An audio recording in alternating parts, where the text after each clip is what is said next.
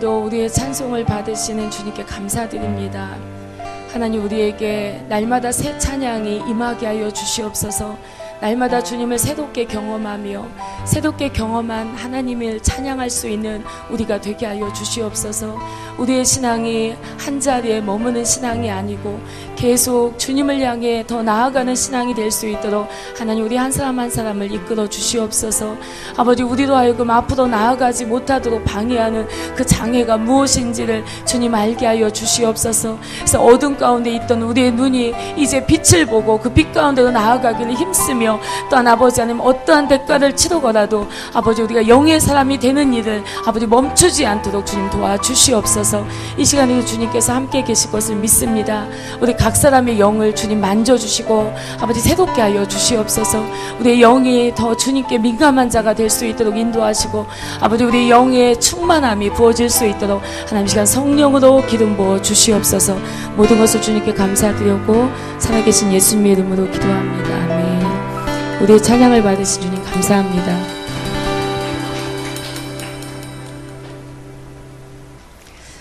너무 제가 지난주에 이제 겉사람의 이야기를 하고 있었습니다. 우리의 겉사람은 반드시 깨어져야 된다는 것을 제가 계속 거듭 강조하며 이야기하고 있습니다.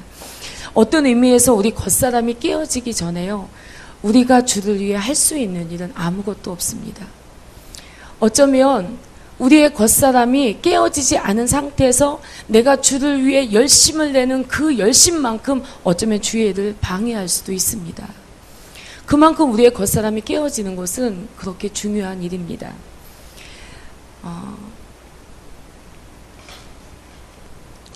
우리의 겉사람이 파쇄될 때 비로소 하나님은 우리를 사용하여서 그분을 위해서 일할 수 있도록 하는 것입니다. 자, 한번 따라 하시겠습니다. 살리는 것은 영이니. 저는 사실 요한복음을 굉장히 좋아했거든요. 근데 요한복음에 보면 얼마나 우리가 이해할 수 없는 부분들이 많은지 몰라요.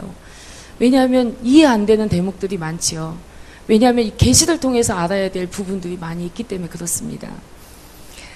살리는 것은 영이니, 이 말 또한 여러분에게 쉬운 말이 아닐 수 있습니다.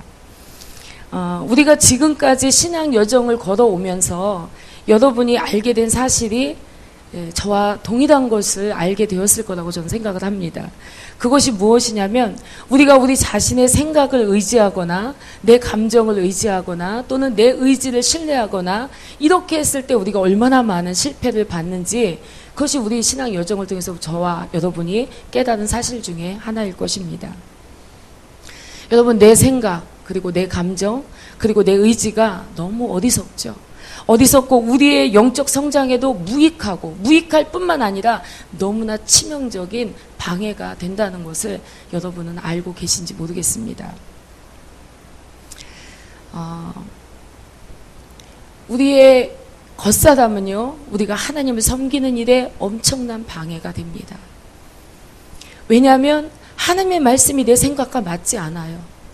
하나님의 요구가 내 의지와 내가 가고자 하는, 내가 원하는 그런 것과 맞지가 않아요. 그렇기 때문에 우리는 진리를 들을 때 두 가지 반응을 보이게 되어 있습니다. 하나님의 진리의 말씀을 내가 들을 때, 하나는 그 듣기 싫은 하나님이 말씀하시는 그 말씀이 내게 딱 들어왔을 때, 생명으로 들어올 때, 그때 우리가 회개하고 그 말씀을 영접하는 거죠.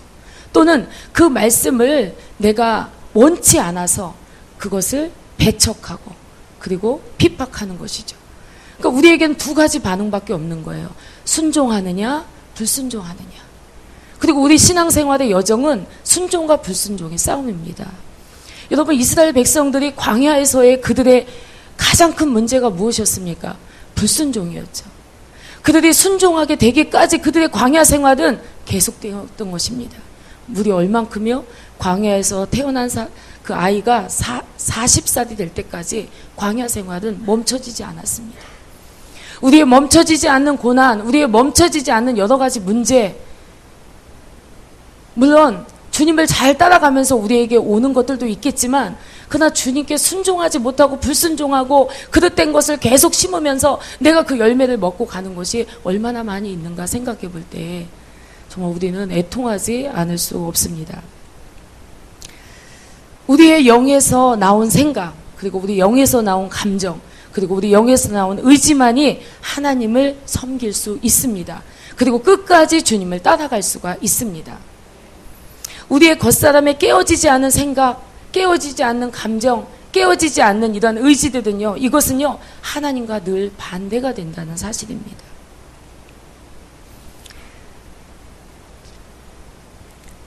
예수님이 이렇게 말씀하십니다. 살리는 것은 영이니 육은 무익하니라. 예수님께서 이 말씀을 하셨던 그 배경을 우리가 잠시 살펴보면, 예수님께서 광야에서 이제 말씀을 전하는데, 이제 광야에 수많은 무리들이 함께 모였습니다. 그리고 그곳에서 예수님께서는 그 굶주린 무리들을 향해서 오병이어의 기적을 베푸셨습니다. 그리고 이제 이것이 이제 소문이 나고 더 많은 사람들이 예수님을 따라 찾아 나섰습니다. 그때 예수님을 찾아 더 많은 무리들이 모였을 때 예수님께서 이렇게 말씀하신 것입니다. 살리는 것은 영이니 육은 무익하니라. 더 많은 무리들이 예수님을 찾아 모여들었을 때 이들을 향해 예수님 이렇게 말씀하셨습니다. 내가 곧 생명의 떡이며 너희가 이 떡을 먹으면 영생하리라. 이때 유대인들이 서로 다투어 말을 했습니다. 아니 능히 어찌 제사를 우리에게 먹게 해서 우리도 하여금 살게 하겠느냐. 그들은 이해하지 못했습니다. 왜냐하면 그 무리가 예수님께 기대하고 모였는데 그 기대는 어떤 기대냐? 육신을 살게 하는 그 떡을 바라고 모였던 것입니다. 근데 예수님께서 그들에게, 그 무리에게 주고자 하신 그 떡은 바로 영원한 생명의 떡인 것입니다. 예수님께서 이어서 말씀하십니다. 내 살은 참된 양식이요 내 피는 참된 음료로다. 내 살을 먹고 내 피를 마시는 자는 내 안에 거하고 나도 너희 안에 거하나니 살아계신 아버지께서 나를 보내심에 내가 아버지로 인하여 산 것처럼 너희들은 나로 인하여 살게 될 것이다. 이렇게 말씀하십니다. 나를 보내신 아버지의 능력으로 내가 살았던 것처럼 나를 먹는 자는 내 능력으로 영원한 생명을 얻게 될 것이다. 이렇게 말하고 있는 것입니다. 저는 여기서 두 가지 포인트를 봅니다. 한번 따라 하시겠습니다. 내 안에 거하고 나도 너희 안에 거하고. 저는 이 부분에 우리의 생각이 좀 집중됐으면 좋겠습니다. 여러분, 이런 신비가 없어요. 내 안에 어떻게 주님이 계실 수가 있으며 내가 어떻게 주님 안에 거할 수가 있습니까? 이 놀라운 신비에 우리가 눈을 뜨기를 주의 이름으로 축복합니다. 여기서 놀라운 하나됨이 이루어지는 거예요.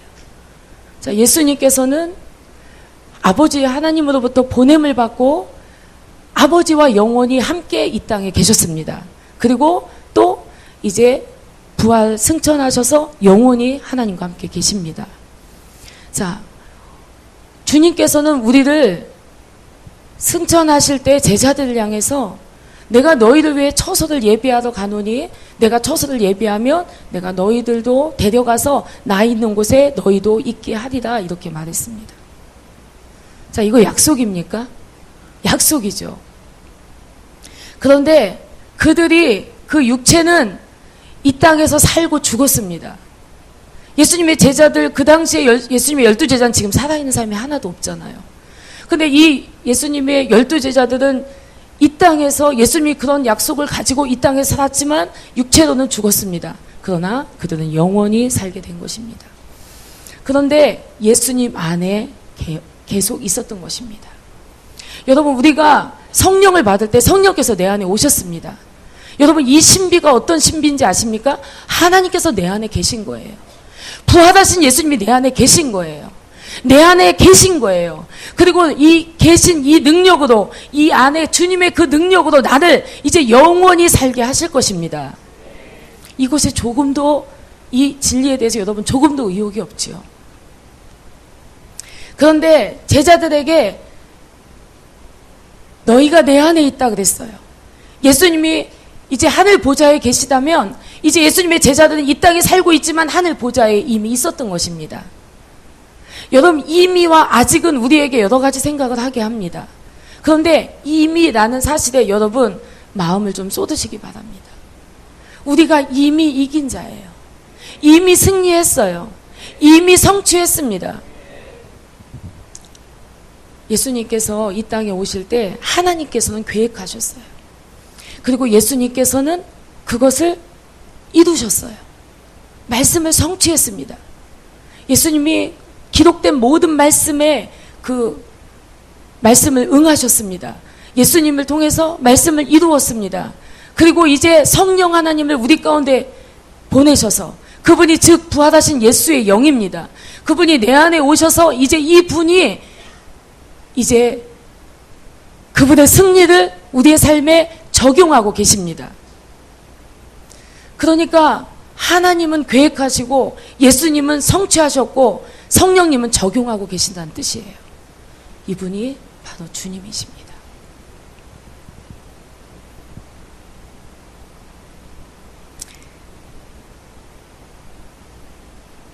우리 안에 하나님의 영이 계신 것을 너희가 알지 못하느냐?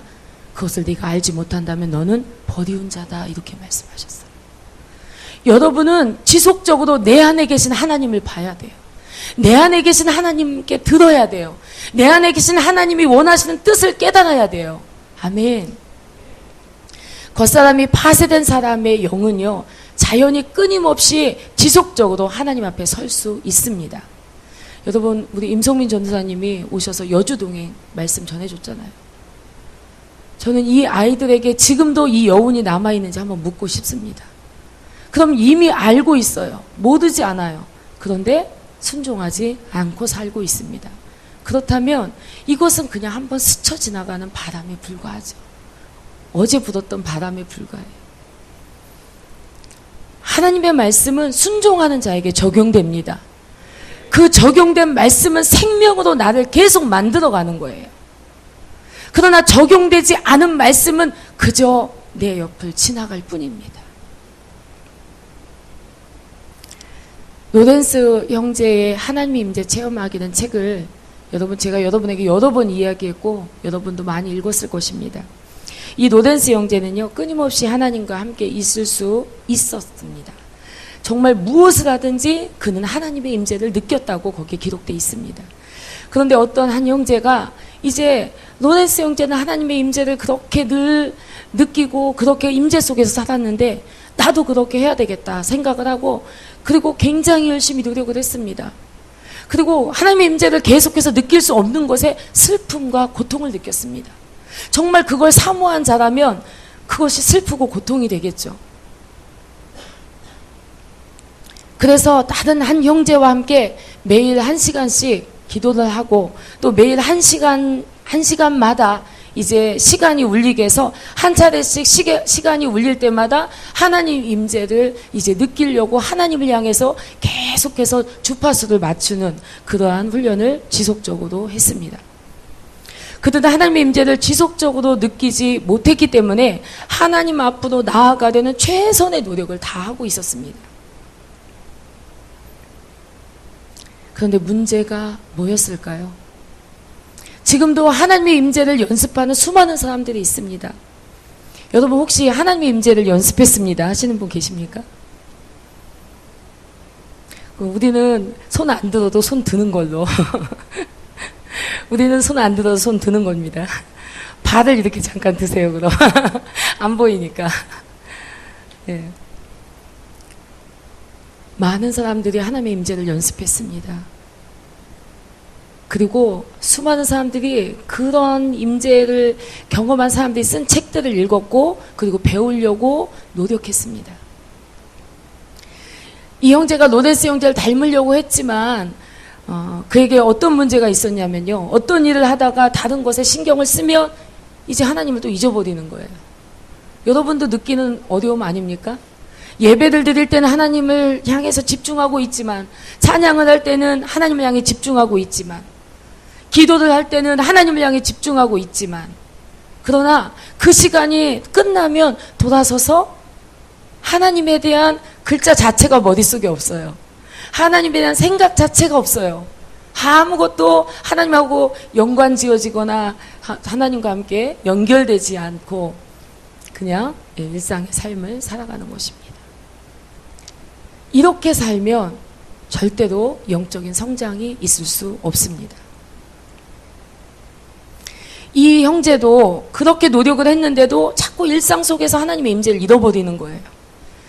다시 어떤 일을 하다가 다시 하나님 잊어버렸네. 하나님 임재로 들어가서 하나님 지금 저와 동행하고 계십니까? 주님 지금 저와 함께 해 주십시오. 그리고 또 무슨 일을 하다가 다 잊어버리고 또 다시 와서 하나님 막 이러면서 다시 이렇게 주께도 돌아가는 연습을 그것을 꾸준히 자그마치 2년 동안이나 했대요. 혼자 한 것이 아니라 같이 마음이 맞는 형제와 둘이서 그렇게 연습을 많이 했대요. 근데 2년이 지났을 때 어떻게 되었을까요? 물론 이렇게 연습하다가 하나님의 은혜를 입어서 정말 이렇게 자연스럽게 끊임없이 하나님의 임재를 느낄 수 있는 그러한 은혜를 받을 수도 있었을 것입니다. 근데 그렇지 않은 분들도 훨씬 더 많다는 것입니다. 문제가 뭐냐면 하나님 면전으로 돌아올 때에는 하나님의 임재를 만나지만 오히려 2년 동안에 계속 연습했기 때문에 하나님께 돌이키는 것이 훨씬 더 쉬웠을 것입니다. 여러분이 분주한 일을 하다가 하나님을 느끼려고 하면 얼마나 이 부산스러움이 잦아들고 번잡스러움이 잦아들어야만 하나님을 느낄 수 있겠죠. 그러나 이 연습을 오래 한 이 형제는 그냥 하나님을 향할 때 빨리 하나님의 임재를 느끼긴 하는데 그런데 다른 일을 할 때는 또 그 임재 밖으로 나오게 되더라는 것입니다. 자, 이 사람한테 문제가 뭐냐면요. 기억력을 의지해서 계속 하나님의 임재를 유지하려는 데 있습니다. 여러분, 우리의 기억은 그렇게 완전하지가 않아요. 그러니까 내가 하나님을 기억하는 것으로 하나님의 임재를 느끼려고 그래요. 근데 그것은 부족하다는 것입니다. 이것은 어찌 보면 어리석은 부분이에요. 왜냐하면 하나님의 임재가 기억 속에 있고 영 안에 없기 때문에 그렇습니다. 여러분은 여러분의 영이 활동할 수 있도록 여러분의 영이 움직임을 여러분이 느낄 수 있도록 겉사람이 파쇄되어야 된다는 것입니다. 결론은 겉사람의 파쇄가 하나님의 임재 속에 살 수 있느냐 없느냐의 그 문제를 말하고 있다는 것입니다. 하나님의 임재를 해결하려면 우리의 겉사람이 먼저 깨뜨려져야 되는 것입니다. 여러분, 우리의 감정은 하나님과 다르고 우리의 생각도 하나님과 다르며 어떤 면에서는 하나님과 연합할 수 없습니다. 하나님은 영이십니다. 아멘이죠. 우리의 영 안에서만이 하나님과 본질과 같은 우리의 영 안에서만이 하나님과 영원한 조화를 우리가 이룰 수 있습니다. 그러므로 만일 우리가 생각 안에서 하나님의 임재를 얻으려고 한다면 생각이 흩어질 때 하나님의 임재를 잃어버리게 되는 것이죠.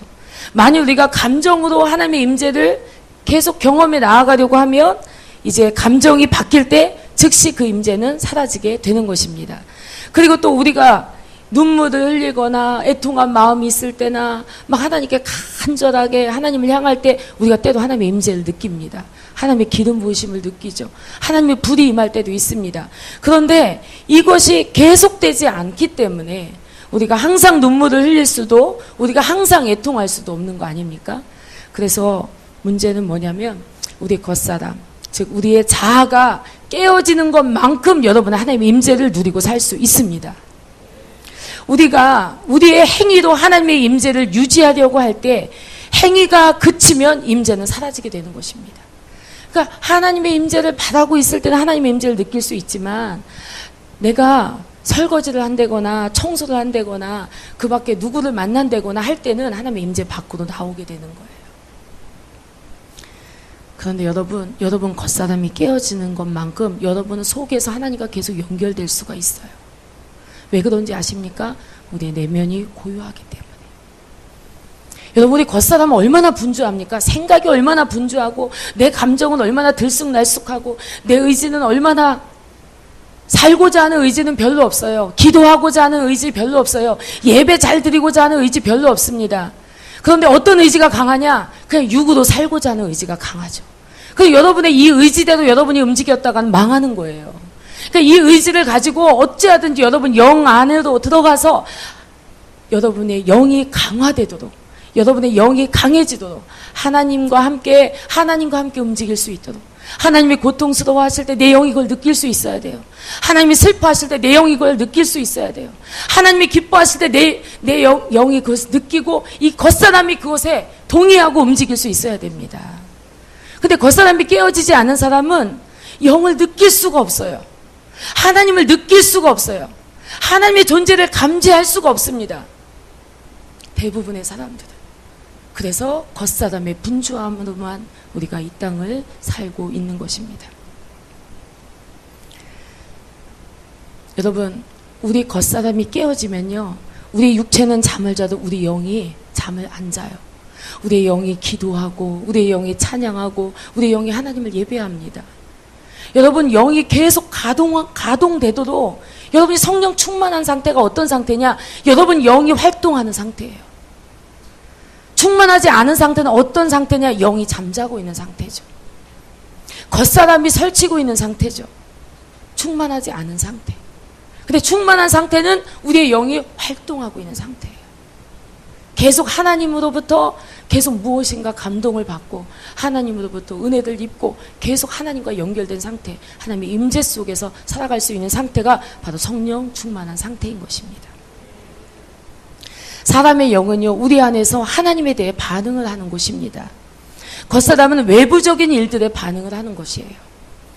사람이 하나님의 임재를 잃어버리고 하나님의 임재를 누리지 못하는 그 이유가 그의 겉사람이 항상 외적인 일에 항상 마음이 다 쏟고 거기에 반응하기 때문에 그렇습니다. 우리가 외면적인 일을 제거할 수 없지만 겉사람이 파쇄되어지면 이 세상에 천만 가지 일들이 일어나고 그리고 난리가 옆에서 막 난리가 일어나고 막 큰일 났다, 정신 차려라, 뭐 여러 가지 말들이 오가겠지만 그래도 여러분 안은 계속 고요한 상태를 유지하며 성령의 인도를 받을 수 있다는 것입니다. 우리의 속은 외부의 활동에 영향을 안 받진 않습니다. 우리의 영도 겉사람에 의해 영향을 받습니다. 그러나 조금씩 적게 받을 수 있는 것은 여러분이 하나님의 관점을 가지게 되고 하나님의 가치관을 가지게 되고 그것이 중요한 것이 되어지고, 즉 어둠이 벗겨져서 빛을 보게 된다는 거죠. 여러분, 예배를 무엇과 바꿀 수 있습니까? 여러분, 주님을 찬양하는 걸 무엇과 바꿀 수 있습니까? 돈과 바꾸겠습니까? 이 세상 행복과 바꾸겠습니까? 뭐랑 바꿀 수 있겠어요? 그 가치에 눈이 열린 사람이 이미 빛을 본 사람이에요. 근데 그 가치가 열리지 않은 사람은 그냥 육신의 일이나 예배드리는 일이나 찬양하는 일이나 비슷해요. 그것이 더 특별하지 않아요. 왜냐하면 겉사람으로 예배하고 겉사람으로 반응하고 있기 때문에. 우리의 영이 찬양 속에서 반응하기 시작하면 여러분, 우리가 들을 때는 슬픈 곡조의 곡을 부르는 것 같은데 우리의 영은 막 기쁨이 넘치는 거예요. 우리의 영은 하나님의 은혜에 막 반응을 하기 시작을 합니다. 우리의 영은 말할 수 없는 감격이 오기 시작을 해요. 여러분, 육체의 만족은 우리가 떡을 먹었지만, 여러분 점심을 맛있게 드셨습니까? 점심을 맛있게 먹었지만 우리가 저녁이 되면 또 배고파요. 우리의 육은 만족이라는 것을 알지 못하는 것입니다. 여러분, 내가 돈을 가지고 충분한 돈을 가졌다 생각한 그 사람도요, 그것이 만족스럽지 않아요. 더 갖길 원합니다. 오히려 돈이 없는 사람보다 돈이 있는 사람이 돈에 대한 더 그 갈급함과 바라는 것이 더 강해요. 왜 그렇습니까? 겉사람은 만족을 모르기 때문에 그렇습니다. 나의 만족함이 되시는 주님을 찬양하기를 주 이름으로 축복합니다. 내 영을 만족시켜 주시는 거예요. 하나님은 내 영을 배부르게 하시는 분이에요. 그러니 살리는 것은 여기니 육은 무익하니라. 너희가 먹고자 하는 그 떡은 너희도 하여금 만족을 줄 수 없지만, 그러나 너의 영원한 생명을 주는 바로 나로 인하여 너희가 영원히 살게 되는 그것이 너희가 바라는 것이어야 된다는 것입니다. 근데 눈이 어두우니까, 어둠 가운데 갇혀 있으니까 그것을 절대로 알 수가 없는 거죠. 제가 하나님을 찬양할 때 너무 감격하고 너무 감사하고 그런 것 중에 하나가 뭐냐면, 하나님이 제 육신의 눈을 밝히사, 영의 눈을 밝히사, 하나님께서 하나님께 받는 은혜가 얼마나 귀한지를 알게 하시고, 내게 준 이 생명이 얼마나 가치 있는지를 알게 하시고, 내 육은 하나님의 다루심이 올 때, 내 강한 의지가 꺾일 때, 여러분 고통스럽습니다. 우리 겉사람이 깨어질 때 겉사람이 깨어지는 사건들이 있어요. 그 사건은 분명히 고난이고 고통입니다. 그러나 이것이 분명히 필요한 이유는 이것이 깨트려짐으로써 내가 주를 알게 되는 거예요. 근데 이게 너무 행복하고 너무 감사한 거예요. 내 눈을 밝혀주신 거. 내가 그냥 육신의 눈으로만 보고 이 땅을 살지 않도록 하나님 내게 고난을 주시고 아픔을 주시고 깨어짐을 주시고 은혜를 주셔서 하나님 내 영의 눈이 열려져서 진짜 아름다움이 뭔지를 알게 하시고 진짜 필요가 무언지를 알게 하시고 그리고 이 원수의 속임에 넘어가지 않도록 나를 붙드신 이 은혜가 너무 감사한 거예요. 이것이 찬양할 저의 이유입니다. 목소리가 쉬고 또 쉬고 갈라지고 또 갈라져도 그래도 죽을 힘을 다해서 땀을 흘리며 내가 주님을 찬양해야 될 이유 여기에 있습니다. 이 가치를 저에게 알게 하신 그 은혜가 저는 미치도록 감사하고요. 정말 미치도록 감격스럽습니다. 보통의 경우 외부의 일만 생기면 감정이 격동을 하죠. 성질이 격동을 하고 온갖 생각에 시달리며 우리가 요동을 합니다. 그러나 하나님의 국률로 겉사람이 깨어진 사람은 많은 일들이 닥쳐올지라도 요동하지 않아요. 제가 좀 극적인 걸 한번 따라하라고 하면 여러분 놀라실까요? 따라하시겠습니다. 괜찮아. 죽기밖에 더 하겠어. 이거 제가 성령 충만할 때 자주 했던 말입니다. 죽기밖에 더 하겠어요? 별 난리가 나고 천둥이 치고 벼락이 치고 난리가 나는 것 같아도 괜찮아. 죽기밖에 더 하겠어. 이 담대함이 어디서 나오는지 아십니까? 바로 영에서 나오는 거예요. 왜냐하면 내 영은 살 일밖에 없으니까. 내 영은 영원한 생명밖에 없으니까. 지금 하나님은 나를 더 큰 은혜 주시려고 만져주시는 거니까. 내가 성령을 더 감당할 수 있는 사람이 되게 하려고 나를 깨끗게 하고 계시니까. 나를 씻겨주고 계시니까. 지옥 갈 수밖에 없는 버르장머리를 고쳐주고 계시니까. 감사하죠. 우리가 하나님의 임재를 누리는 것은 겉사람의 파쇄에 달려 있습니다. 로렌스 형제의 경우 그가 주방에 있어 일을 할 때 어떤 사람들은 물 좀 떠다 주십시오. 접시 좀 하나 더 주십시오. 뭐 별거 다 얘기하면서 여러분 식당에서 소리가 얼마나 요란한지 아시죠? 딸그닥 숟가락 소리 젓가락 소리 뭐 거기는 젓가락은 사용하지 않았으니까 포크 소리 뭐 스푼 소리 막 접시 소리들이 요란합니다. 그 요란함 속에서 그는 하나님의 임재를 잃어버리지 않고 그가 무엇을 하든지 그가 하나님의 임재 속에 살았다는 것은 로렌스 형제의 겉사람이 얼만큼 깨어진 사람인지를 우리가 알 수가 있는 것입니다. 여러분 분주할 때도 하나님과 연결되어 있으셔야 돼요. 겉사람이 파쇄되지 않는 두 가지 이유가 있습니다. 왜 어떤 사람은 수년간 하나님의 다루심을 받고 고난을 몇 년 동안 나온 것 같은데 그럼에도 그 다루심이 무엇을 의미하는지 그 사람이 전혀 모를까?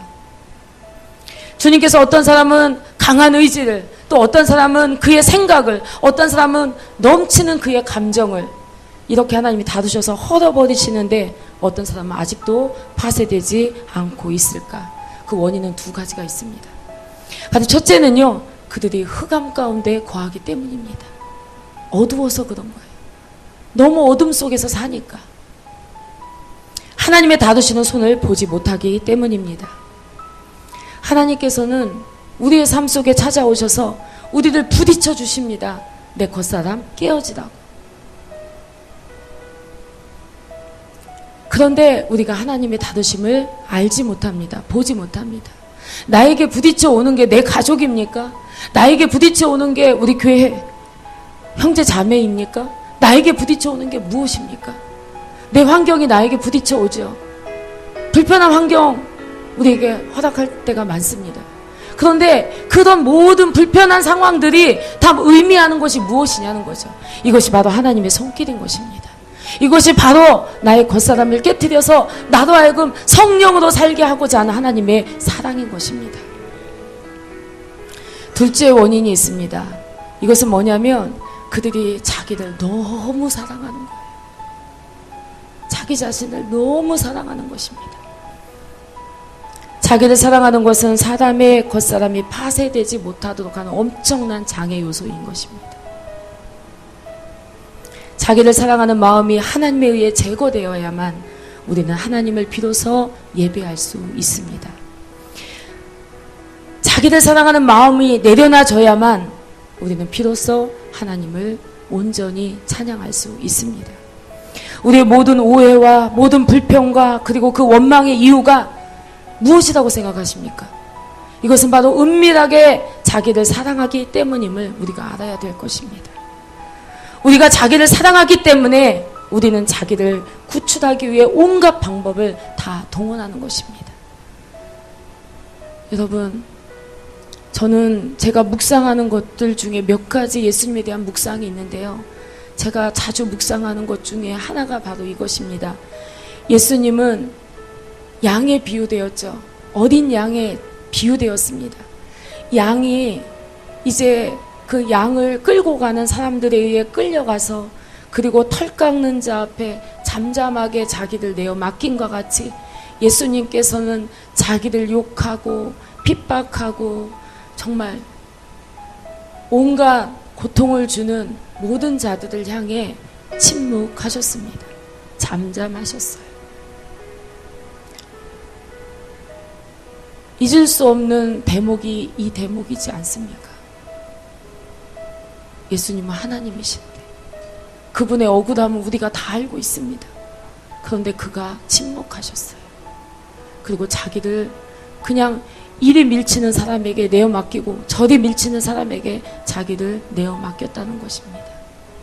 그가 왜 그것을 견디고 참아야 했을까요? 예수님이 왜 그것을 참으셨습니까? 바로 당신 때문에, 바로 나 때문에. 이것이 제가 예수님에 대해 묵상하고 있는 것 중에 하나가 항상 이것입니다. 여러분, 아직도 뭐가 괴롭습니까?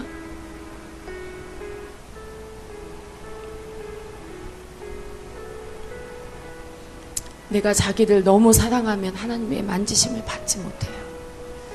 우리는 어찌하든지 우리 겉사람이 깨어지는 일에 여러분 자신을 하나님께 내어드릴 수 있는 저와 여러분이 되길 바랍니다. 여러분에게 싫은 말을 하고 있는 그 사람이 하나님이 그 입을 사용하고 있는 거예요.